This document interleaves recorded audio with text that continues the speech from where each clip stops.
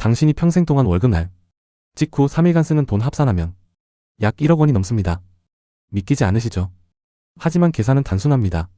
월 40만 원씩 3일간 소진. 30년이면 1억 4천만 원. 냉정하게 말하겠습니다.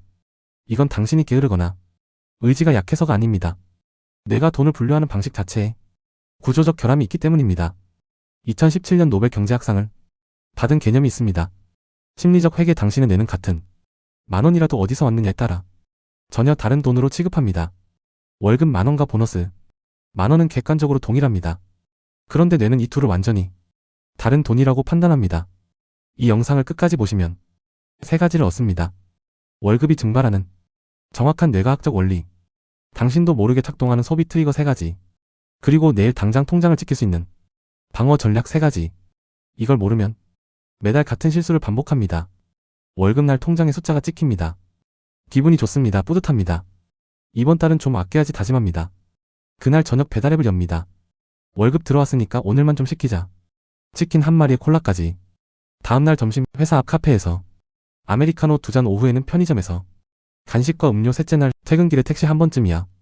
집에 오면서 온라인 쇼핑몰 장바구니에 담아뒀던 옷을 결제합니다. 3일 뒤 통장을 열어봅니다. 이미 40만 원이 사라져 있습니다. 대체 어디에 쓴 건지 기억도 잘 나지 않습니다. 놀라운 건 이게 당신만의 문제가 아니라는 겁니다. 한국 직장인 62%가 월급 후 일주일 안에 생활비의 절반 이상을 소진한다는 조사 결과가 있습니다. 하지만 이건 성실함의 문제가 아닙니다. 의지력의 문제도 아닙니다. 뇌의 착각입니다. 왜일까요? 시카고 대학교의 리처드 탈러 교수, 행동경제학의 아버지로 불리는 학자입니다.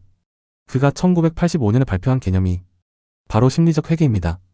핵심은 단순합니다. 인간은 돈을 하나의 자산으로 보지 않습니다. 머릿속에 보이지 않는 항아리를 여러 개 만들어 놓습니다. 그리고 각 항아리마다 전혀 다른 규칙을 적용합니다. 쉽게 말하면 이렇습니다. 당신의 뇌 안에는 월급 항아리, 보너스 항아리, 카드 포인트 항아리, 용돈 항아리가 따로 존재합니다. 같은 5만 원이라도 월급에서 나온 5만 원은 아끼려 합니다. 한 푼이라도 아깝습니다.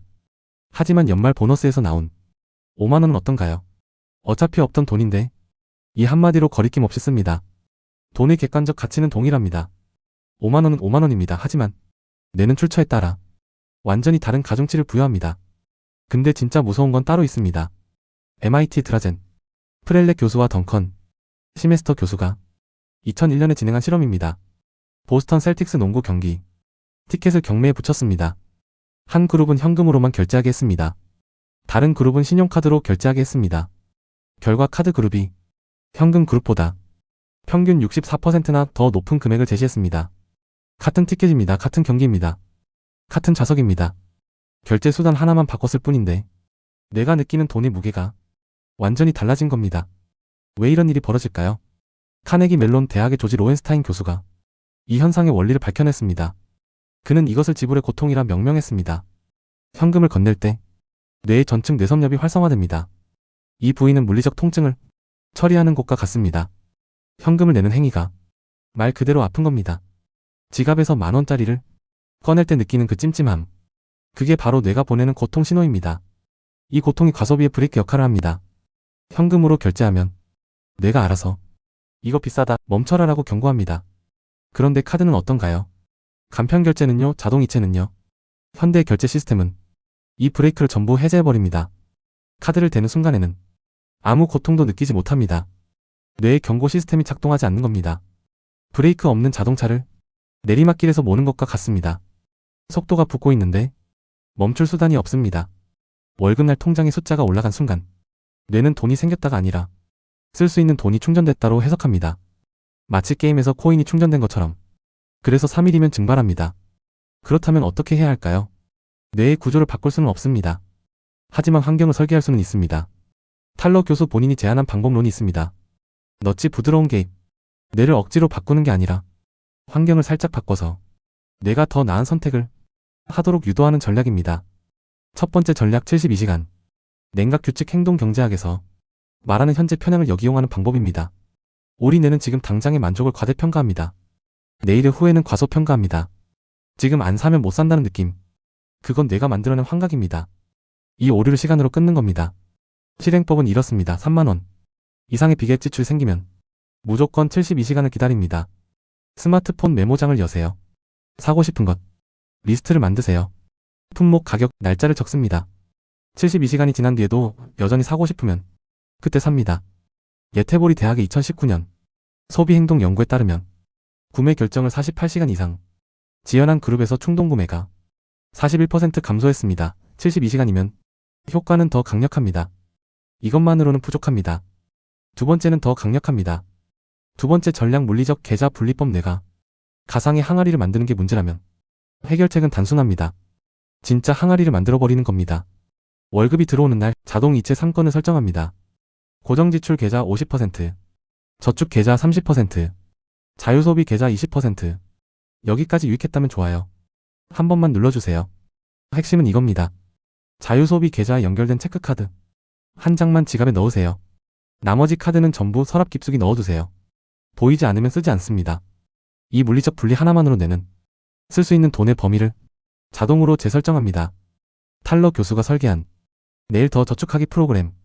이 계좌 분리 전략을 적용한 참가자들의 저축률이 3년 만에 3.5%에서 13.6%로 상승했습니다. 약 4배입니다. 세 번째 전략 현금 봉투.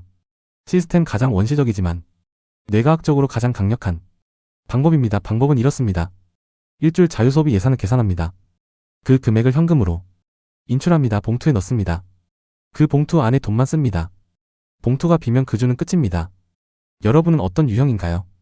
카드를 찍으면 아무 감정이 없는데 10,000원짜리 지폐를 건네면 찜찜한 사람. 그게 정상입니다. 그리고 그게 바로 이 전략의 핵심입니다. 아까 말한 지불의 고통을 의도적으로 되살리는 겁니다. 지폐가 지갑에서 한 장씩 줄어드는 것을 눈으로 보는 순간 뇌에 브레이크가 다시 걸립니다. 이거 정말 필요한 거 맞아? 라는 질문이 자동으로 생깁니다. 프렐렉 교수의 후속 연구에서 현금만 사용한 그룹은 카드 그룹 대비 월 지출이 평균 23% 감소했습니다. 한 달에 평균 35만 원을 아낀 셈입니다. 1년이면 420만 원 봉투 하나가 해외여행 한 번을 만들어줍니다. 자동차의 계기판을 다시 켜는 것과 같습니다. 속도를 보지 못하면 과속하는 줄도 모릅니다. 현금은 당신의 소비 속도를 눈에 보이게 만들어줍니다. 정리하겠습니다. 당신의 월급이 3일 만에 사라지는 건 의지력 부족이 아닙니다. 내가 돈을 분류하는 방식, 심리적 회계 때문입니다. 그리고 현대 결제 시스템이 지불의 고통이라는 브레이크를 완전히 꺼버렸기 때문입니다. 오늘 당장 하나만 하세요. 스마트폰 메모장을 열고 사고 싶은 것 리스트를 만드세요.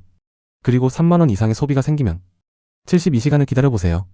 이 작은 습관 하나가 1년에 수백만 원을 지킬 수 있습니다. 내가 만든 함정을 아는 것, 그것만으로도 절반은 이긴 겁니다. 다음 영상에서는 왜 세일이라는 단어만 들으면 뇌가 마비되는가? 앵커링 효과의 함정을 다루겠습니다. 당신의 돈은 당신의 뇌보다 단순합니다. 뇌를 이해하면 돈이 남습니다.